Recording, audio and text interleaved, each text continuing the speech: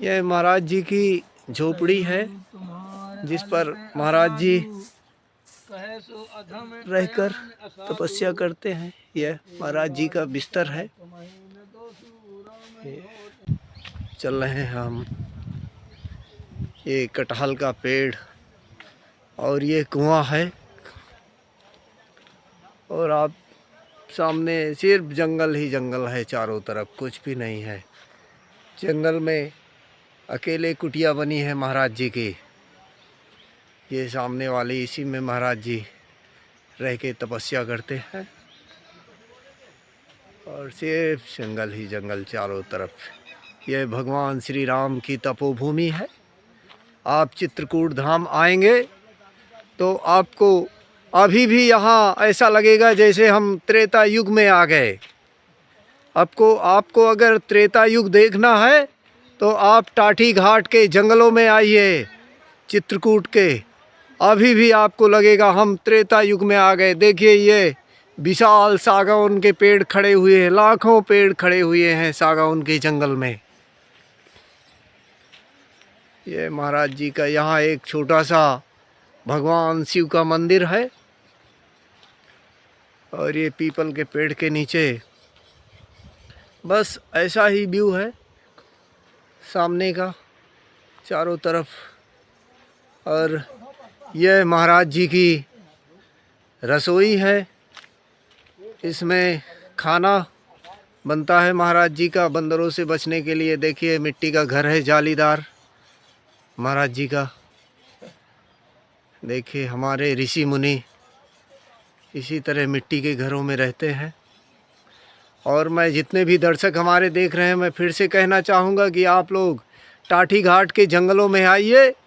आपको अभी भी ऐसा लगेगा कि हम त्रेता युग में आ गए।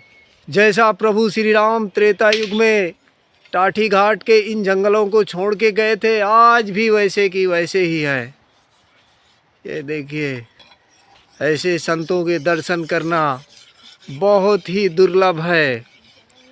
आप लोग महान तपस्वी संत हैं जो रात दिन सिर्फ भजन करते रहते हैं और इनको कोई मतलब नहीं है। कुछ मिलता है तो भोजन कर लेते हैं, नहीं मिलता तो किसी से लेने नहीं जाते, मांगने नहीं जाते, चाहे खाली पेट पड़े रहें। कंदमूल, हाँ कंदमूल तो खाते हैं महाराज जी आप। किन दर्शकों को बता दूं ना कि अगर आपको सच्चे साधु संतों के दर्शन करना है तो आप चित्रकूट धाम के टाठी घाट के जंगलों में आइए और यहाँ संतों का आप सत्संग करिए। सीताराम जी का मंदिर है, हनुमान जी का।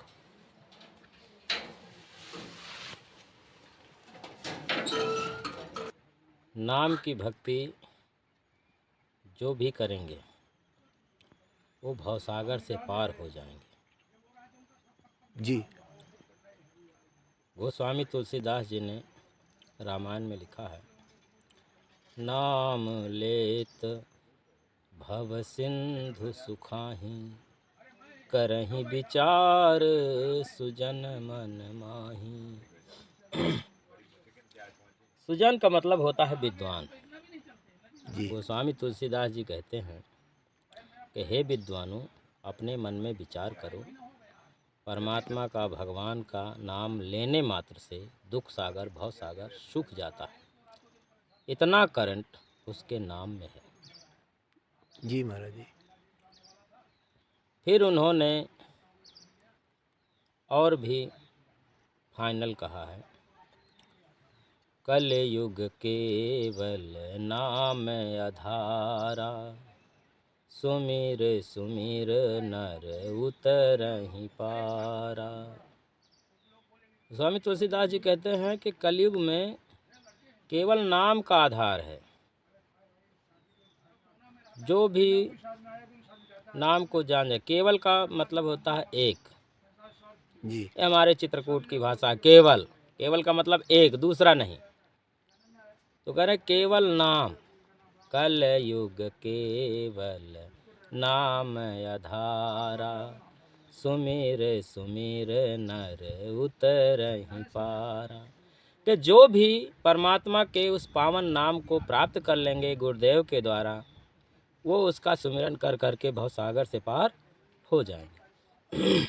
जी।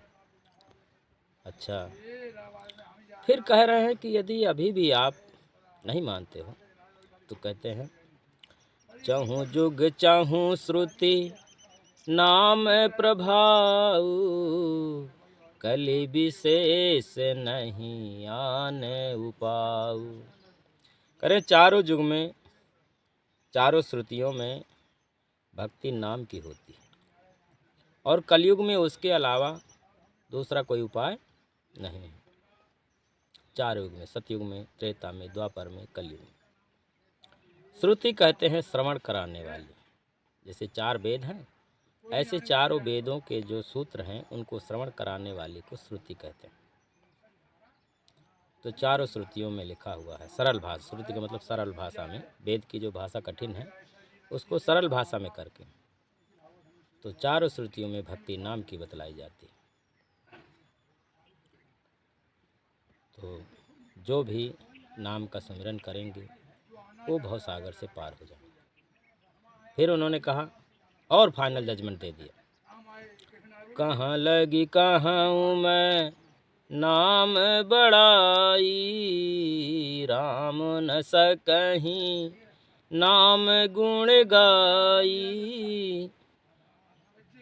कर मैं उस पावन नाम की महिमा का गुणान अनुवाद कहाँ तक करूं, उसका अनुवाद, उसकी महिमा तो राम भी नहीं कह सकते।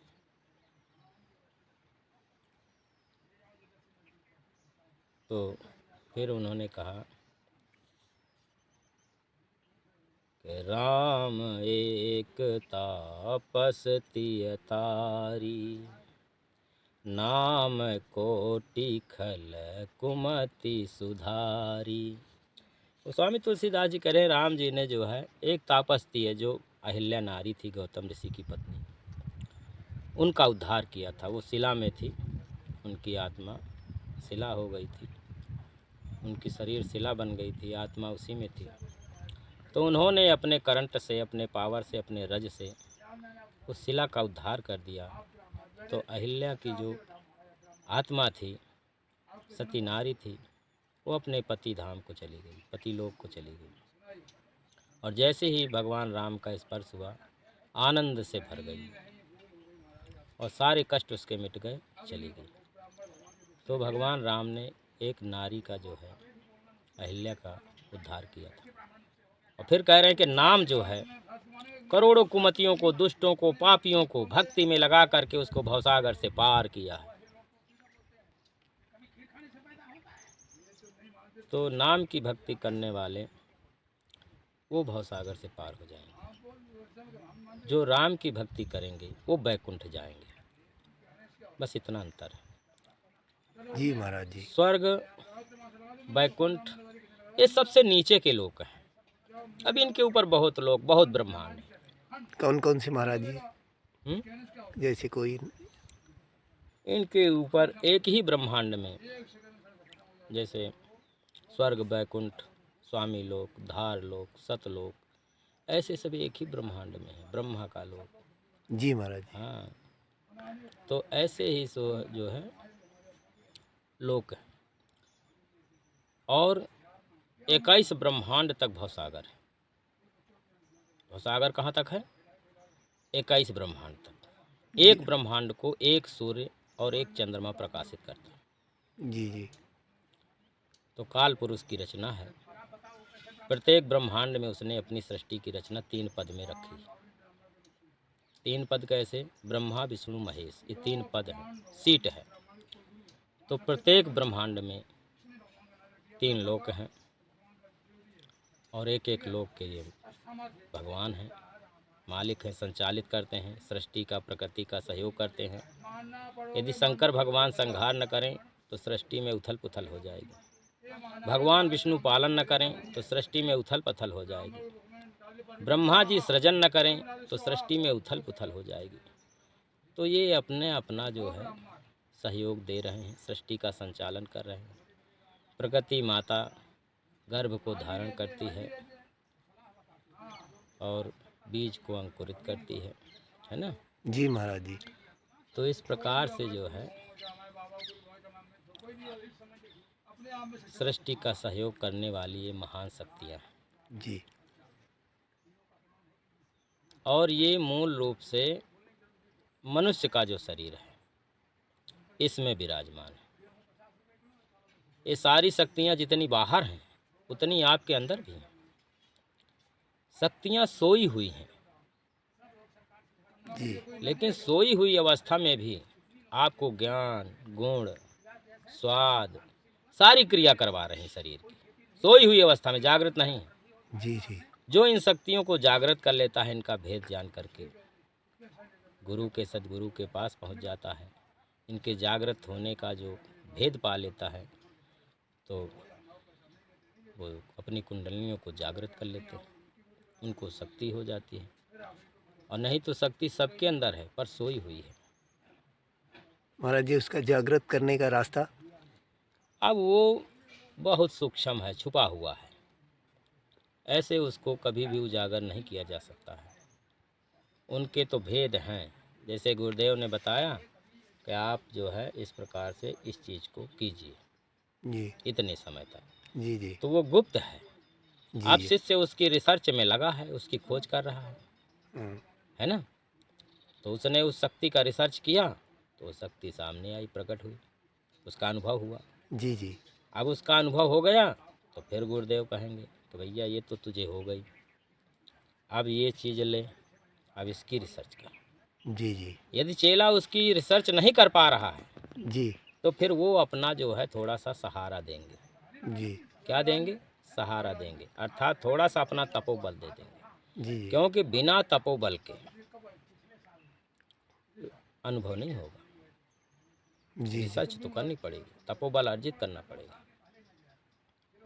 जब तपोबल आपके पास अर्जित होगा तो आपको अनुभव भी हो जाएगा। और तपोबल अर्जित कब होगा? जब आप ब्रह्मचर्य का पालन करेंगे। यदि आप सोचें कि हम ब्रह्मचर्य का पालन न करें और अनुभव कर लें तो कभी भी नहीं होगा, कभी भी नहीं।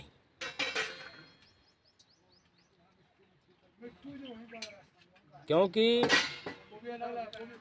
यदि आपके पास ब्रह्म तेज है, ब्रह्म का साक्षात्कार है, ब्रह्म शक्ति है, ब्रह्म अग्नि प्रकट भी है, और आपका ब्रह्मचर्य का पालन टूट गया, ब्रह्मचर्य से तो ब्रह्म शक्ति है, और ब्रह्मचर्य ही नहीं तो कौन सी शक्ति? कोई शक्ति नहीं।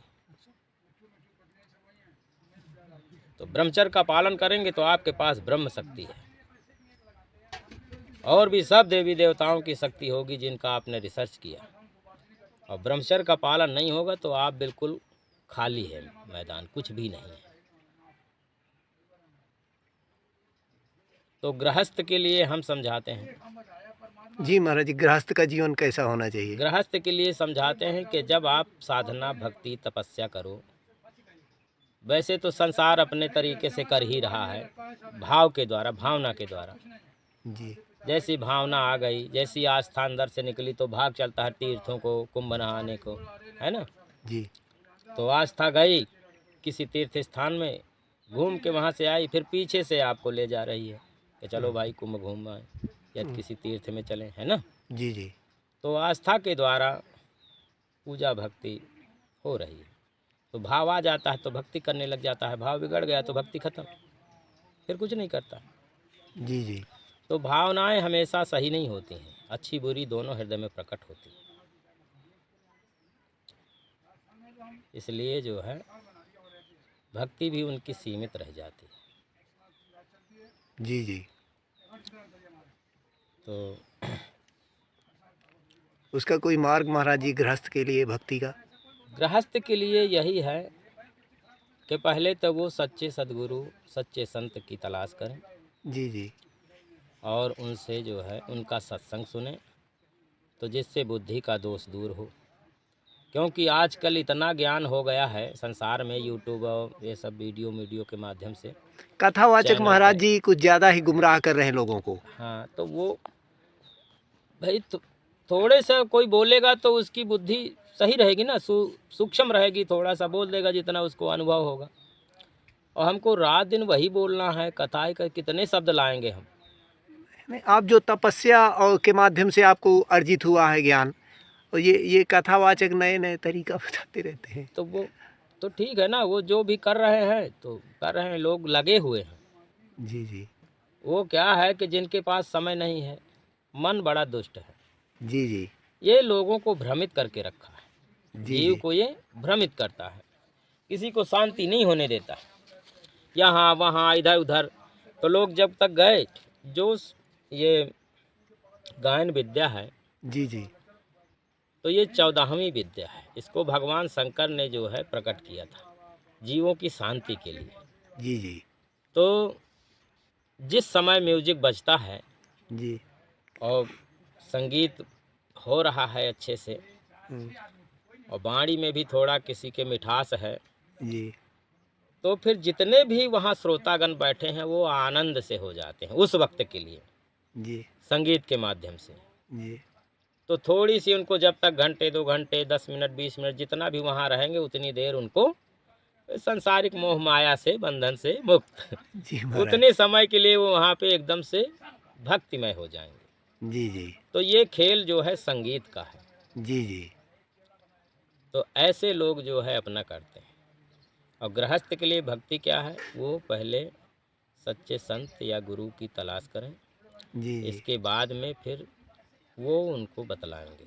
जी जी तो जितने दिन तक आप जैसे किसी शक्ति का, देवी देवता जो भी, जिनका भी वो मार्ग दे, तो फिर उतने समय के लिए वो, यदि सच्चे गुरु होंगे तो वो बताएंगे कि भाई आपका गृहस्थ जीवन है, तो आप इस चीज़ का पहले अनुभव कर लेना, जी है ना। जैसे आपको 6 महीना ब्रह्मचर्य का पालन करना है, जी जी और 6 महीने में आपने उस शक्ति का अनुभव कर लिया, आपने भजन किया, रिसर्च किया, हाँ और जब अनुभव हो गया, तब फिर आप जो है आप अपना ब्रह्मचर्य तोड़ सकते हैं, जी जी जितने दिन के लिए भी तोड़ना चाहें, लेकिन ज़्यादा दिन के लिए नहीं तोड़ सकते, है ना।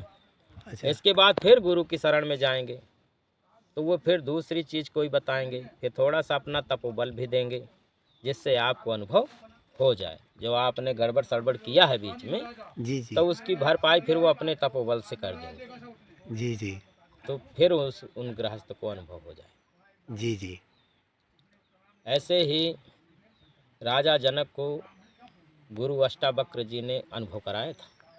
जी जी हाँ, उदाहरण के लिए महाराज जी। अनुभव उनको इसी तरह से, मतलब जो है, मतलब उनको एक मंत्र दिया था, जी जी और उस मंत्र को जो है वो भजन करते थे, और उसका स्थान जो है जी जी आकाश था। जी जी ठीक है, तो आकाश, अब आकाश अनंत जी है ना। और आकाश तत्व से जिसको ज्ञान प्राप्त, ज्ञान की प्राप्ति, ज्ञान का जो भंडारण है वो कहाँ है, आकाश तत्व में। जी जी जो आपके अंदर ज्ञान है, विवेक शक्ति है, वो सब आकाश तत्व से आती है। हाँ हाँ तो वहीं से राजा जनक को ज्ञान की प्राप्ति होती थी, आकाश तत्व से, और उनका शब्द भी था, और अनहद नाद भी उनको सुनाई दिया करती थी। अनहद नाद वो एक ऐसी ध्वनि होती है जो साधक को 24 घंटे सुनाई देती रहती है, और इतनी आनंदमय कि इधर उधर मन भटकता ही नहीं। अगर सांसारिक मोह माया में मन चला भी गया, तो वो तेजी से सुनाई दे रही, तो फिर उधर आकर्षित हो जाता है, तो फिर अपना सुमिरन करने लग जाता है। वो चाहे काम कर रहा हो, चाहे बैठा हो, कुछ भी कर रहा हो, किसी भी स्थिति में हो, तो वो जो ध्वनि आ रही है, किन किन लोगों से आ रही है, ये तो साधक ही जानता है, जी महाराज जी। उसे ही पता चलता है, क्योंकि वही जोड़ती है ना। जी जी तो आत्मा से परमात्मा को जोड़ने वाली वही है, जी जी उसी को सार शब्द कहते हैं, उसी को भक्ति वाला करंट कहते हैं, भक्ति उसी को कहते हैं। जी महाराज जी। भक्ति ये नहीं कि हम 1 घंटा ठाकुर जी की सेवा किए हैं, वो नहीं है। जी जी वो तो हमारा आस्था है, भाव है, तो हम कर रहे हैं, है ना। जी जी अब मन करवा लेता है, क्योंकि मन को तो ऐसे ही भक्ति चाहिए, ये थोड़ी चाहता है कि जो है आप मुक्त हो जाओ, जी क्योंकि जी मन का अभ्यास जो है जन्म जन्म से बाहर ही घूमता रहा, घुमाता रहा, जी जी वो सांसारिक मोह माया में लगा रहा और लगाए रहा जीव को। जी जी और बड़ी मुश्किल से जब गुरु की कृपा होती है, कृपा का अर्थ होता है जब कोई चीज़ उठा के आपको दी जाए, उसको कहते हैं कृपा। जी जी तो ऐसे ही गुरुदेव की जब बहुत कृपा होती है, जी जी तब जा कर के वो भक्ति प्राप्त होती है। जी जी तो जब भक्ति प्राप्त हो जाती है तो ये मन जो है मोक्ष और बंधन का कारण यही है। जी जी मन भक्ति में लग गया तो मोक्ष करा के छोड़ेगा, जी जी और मन जो है बाहर लगा हुआ है जी जी सांसारिक मोह माया में, तो फिर आपको बंधन में डालेगा ही डालेगा, जी फिर जी मुक्त नहीं हो सकते।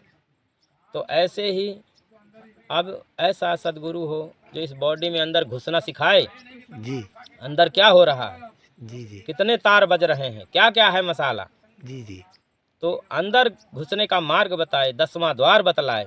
जी जी क्योंकि जब तक 10वां द्वार पता नहीं होगा हाँ तब तक जो है आपको कुछ भी अनुभव नहीं होगा, जी जी ईश्वर की प्राप्ति नहीं होगी, जीव का कल्याण नहीं होगा। जी क्योंकि जी 9 द्वार इस बॉडी में खुले हुए हैं, जी जी 10वां जो है काल पुरुष ने बंद कर रखा है। जी जी वो बहुत सूक्ष्म द्वार है, उसको तो साधक योगी ही बता सकता है, सबको नहीं बता सकता।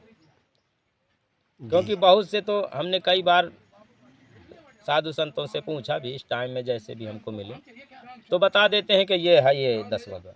जी जी यहाँ कहाँ द्वार है भाई, ये तो बंद है ना, मेरे तो बाल हैं, आपका तो मतलब वो है बाल निकले हुए हैं, तो कहाँ है, कहीं द्वार है, छिद्र है? नहीं नहीं नहीं तो ऐसे देखिए 2 कान, 2 आँख, 2 ये जो है नाक, 1 मुख, ये 7 हो गए, जी और 2 नीचे के हैं, हाँ लिंग द्वार, गुदा द्वार, है जी ना।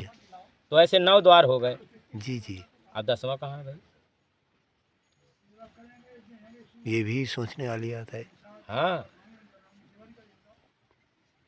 और 10वां द्वार जब तक नहीं पता चलेगा, 10वां द्वार है जी जी और बिल्कुल सरलता में है। जी महाराज जी पर वो कहते हैं ना, कस्तूरी मृग कुंडल बसे ढूंढे बनमाए। जी जी कस्तूरी मृग के कुंडल में यानी नाभि में होती है, और उसकी खुशबू आती है तो वो ढूंढता जंगल में। जी जी ऐसे 10वां द्वार सबके पास है, जी पर उनको पता ही नहीं। जी जी तो गुरुदेव ही उसका ज्ञान कराते हैं, उसको खोलने का भी मार्ग बताते हैं। जी महाराज जी तो अब जैसे द्वार हो और उसमें मिट्टी उट्टी पड़ी हो तो फिर वो नहीं खुलेगा, जी महाराज जी है ना। ऐसे ही उसकी जो है उसको पहले गुरुदेव बताते हैं, फिर उसकी युक्ति बताते हैं। कहते हैं ना कि योगी हुआ तो क्या हुआ, योग युक्ति जानी नहीं। जी कि योग की युक्ति नहीं जानता तो फिर कैसा योगी है। जी जी तो योग की युक्ति जानना बहुत आवश्यक होता है। जी तो महाराज सच्चे संत सच्चे गुरु ही बतलाएंगे। जी जो भेद है असली बात, जी जी वो तो किसी संत की शरण में बैठ के ही प्राप्त कर सकते हैं, जी जी और नहीं तो आजकल तो सब ठीक है जो भी चल रहा है। शक्ति की पूजा हर युग में हुई है और होगी, आगे भी होती रहेगी। जी महाराज जी संत की पूजा हर युग में हुई, होती रहेगी, आगे भी होगी। जी जी तो अब जो है जैसे लोगों ने कुछ उल्टे सीधे काम कर दिए, संत के भेष में आ गए, उल्टे सीधे काम कर दिए तो लोगों का नज़रिया बदल गया। लोग सोचते अरे ये सब वैसे ही जी भाई, ठीक है आपको दुष्ट मिला है, संत तो मिला नहीं, है ना, जी मनुष्य तो मिला नहीं। जी क्योंकि मनुष्य का होना बड़ा कठिन है। जी हाँ, अच्छा मुझे ध्यान आया थोड़ा, ये मनुष्य के विषय में आपको एक ठो कथा सुना देता हूँ, जी महाराज जी है ना। मनुष्य की कथा सुनाता हूँ। जी जी क्या हुआ कि महाभारत का युद्ध चल रहा था। जी तो महाभारत के युद्ध में सेनापति भीष्म पितामह थे। जी तो उन्होंने ये नियम बनाया था कि दिन भर युद्ध होगा, हाँ और जब सूर्यास्त हो जाएगा तो युद्ध बंद हो जाएगा। जी और एक ही परिवार का झगड़ा है, हाँ तो इस उस शिविर में, एक दूसरे के शिविर में इधर उधर जो भी आना जाना चाहे वो जा सकता है, और जिसकी तरफ से जिसको मतलब पार्टी भी बदलना है तो बदल सकता है। जैसे अभी इधर युद्ध कर रहा है, अगर इधर अच्छा हो तो उस पार्टी से जाके युद्ध कर सकता है। ऐसे उन्होंने नियम बनाए थे। तो दिन भर पूरे दिन युद्ध हुआ। तो भीष्म पितामह सोचे कि चलो आज धर्मराज युधिष्ठिर के शिविर में जाता हूँ, देखता हूँ उधर कितने घायल हुए हैं, जी कितने मरे हैं, जी जी कुछ समाचार मिल जाएगा। जी जी तो भीष्म पितामह जा रहे थे, तो कुल गुरु कृपाचार्य मिल गए। उन्होंने कहा कि पितामह आप कहाँ जा रहे हैं? कहन कुल गुरु हम जा रहे हैं आज धर्मराज के शिविर में। कहन हम भी चले। ठीक है चलिए। अब आगे गए तो कृतवर्मा मिल गए। तो कृतवर्मा जी ने पूछा कि पितामह जहाँ भी आप जा रहे हैं कृपा करके मुझे भी लेते चलिए। जी जी तो बोले हाँ हाँ ठीक है, हम धर्मराज के शिविर में जा रहे हैं, आप भी चलिए। जी जी चले गए। अब जा करके वो जो है और आगे गए थोड़ा सा तो अश्वत्थामा मिल गए। तो अश्वत्थामा गुरुपुत्र था दुर्योधन का। और जी जी दुर्योधन का बड़ा शुभचिंतक था। तो उसने अपने मन में विचार किया कि ये लोग धर्मराज के शिविर की तरफ जा रहे हैं, मैं भी इनके साथ होऊंगा तो जो भी वहाँ बातें होंगी गुप्त प्रकट तो वो मैं सब सुन लूँगा और फिर मैं अपने मित्र दुर्योधन को बता दूंगा। इसलिए उसने भी निवेदन किया कि पितामह मुझे भी लेते चलिए। हाँ ठीक है तुम भी चलो। अब वहाँ गए तो धर्मराज युधिष्ठिर ने सबको आसन दिए, बिठाए, मान पान किया। इसके बाद चल रहा था जो है उनका बातचीत ऐसे चल रही थी। इतने में धर्मराज युधिष्ठिर को प्यास लगी। उन्होंने कहा हे द्रौपदी हमको जो है प्यास लगी है, जल पिला दो। उस समय द्रौपदी जो है स्नान कर रही थी। जी महाराज जी। तो पतिव्रता नारी थी वो, पति की आज्ञा सुना तो उसने तुरंत लोटा में जल लिया और भीगे वस्त्रों में आकर के उसने ऐसे जल दिया और जल पी लिया धर्मराज ने और लोटा उसके हाथ में रख दिया तो वो जाने लगी। जी तो जो नारी भीगे वस्त्र में होती है वो अर्धनग्न ही मानी जाती है। जी इसलिए धर्मराज मतलब भीष्म पितामह जी ने कहा कि छी छी छी छी छी, हद कर दी भैया। इसी को तो नग्न करना चाहता था दुशासन दुर्योधन, इसी के कारण इतना बड़ा युद्ध हो रहा है और बड़े बूढ़ों का किसी का इसको जो है शर्म नहीं है। ये ऐसे ही अवस्था में आ गई जल लेकर के। हम लोगों का तो कम से कम कहते हम कहाँ मुँह छुपाएं। तो द्रौपदी को जो है क्रोध आया। क्रोध तो उसके स्वभाव था क्योंकि दिव्य जन्मा थी वो, यज्ञ कुंड से पैदा हुई थी, अग्नि से तो पैदा ही हुई थी वो, तो इसलिए उसका क्रोध स्वभाव। तो ऐसे पलट के देखा, उसने कहा कि पशुओं से कैसा पर्दा, आप लोग तो पशु हो और पशुओं को मैं पर्दा नहीं करती। और इतना बोल के चली गई। जब चली गई तो पितामह ने कहा ले सुन लिया बेटा धर्मराज युधिष्ठिर, तेरी पत्नी तेरे ही सामने हमको पशु कह रही। अब इससे बड़ी लज्जा की क्या बात होगी। इतना बड़ा अपमान तो आज तक हमारा किसी ने किया ही नहीं और तेरी पत्नी हमारा अपमान करके चली गई और तू कुछ नहीं बोला। तुझे तो दो शब्द कुछ बोलने चाहिए तो तू तो कुछ बोला नहीं। क्या हमारी अब इतनी भी वैल्यू नहीं रह गई है? तो धर्मराज ने कहा पितामह आप नाराज न होइए, पांचाली जो बोल के गई है वो सत्य है, वो कुछ गलत नहीं बोली। तो पितामह ने कहा अच्छा ये भी अपनी पत्नी की साइड ले रहा है।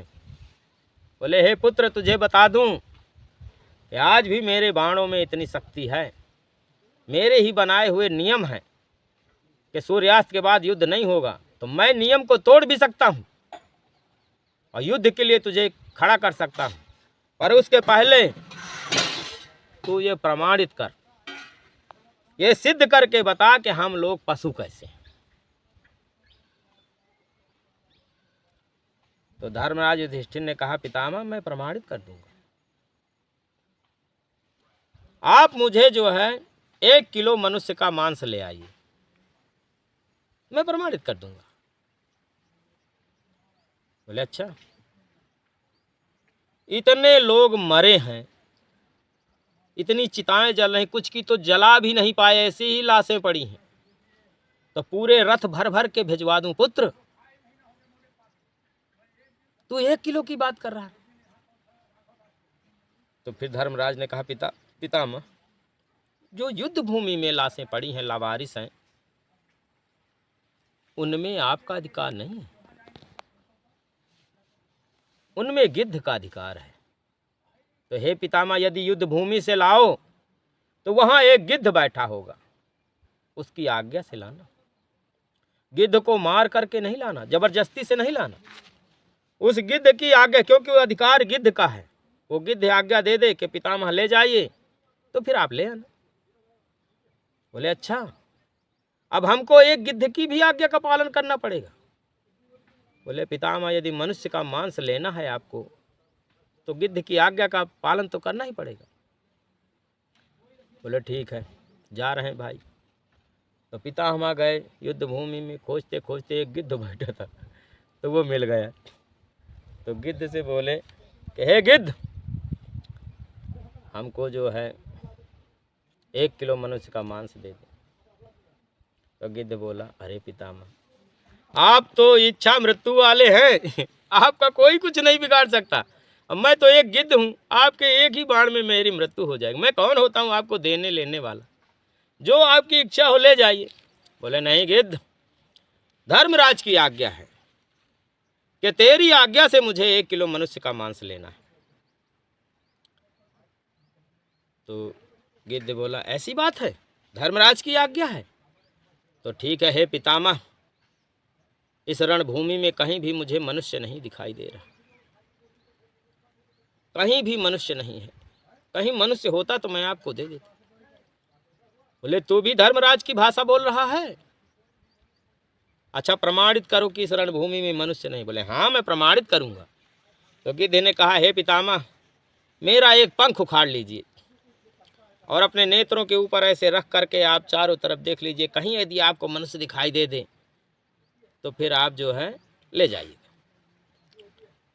तो पितामह गए, उसका एक पंख उखाड़े और अपने नेत्रों में रख के ऐसे चारों तरफ देखे। तो खोल तो मनुष्य की बॉडी थी, पर उनके अंदर आत्माएं जो है, किसी में शेर की, किसी में सांप की, किसी में भिक्षु की, किसी में किसी की, ऐसे पशु पंछियों की आत्माएं उन मनुष्य की बॉडी में थी, जिनकी हत्या हुई, जो युद्ध भूमि में मारे गए। कहीं भी मनुष्य की बॉडी, मनुष्य की आत्मा वाली बॉडी नहीं दिखाई दी। उन्होंने जब ऐसे देखा तो बोले, तूने कोई जादू किया क्या? नहीं पितामह, मैं आपको सत्य बतला रहा हूँ। तो फिर उन्होंने उस पंख को वहीं रख दिया। बोले फिर तो कहीं मनुष्य नहीं। बोले हाँ पितामह, यदि ये मनुष्य होते तो मनुष्य जो है उसमें दया होती है, भावनाएं होती हैं, करुणा होती है, क्षमा भाव होते हैं। मनुष्य में कभी लड़ाई झगड़े नहीं होते, साधु भाव होता है। ये पशु पंछियों, भेड़ बकरियों वाली आत्माएं, किसी में सिंह की, किसी में किसी की, तो ये सब लड़ कट मर गए। अगर इनमें अच्छी आत्मा होती तो युद्ध भूमि में आती ही नहीं। बोले ठीक है गिद्ध, तूने हमें बोध करा दिया। अब पितामह गए और जा करके अपने आसन में बैठ गए।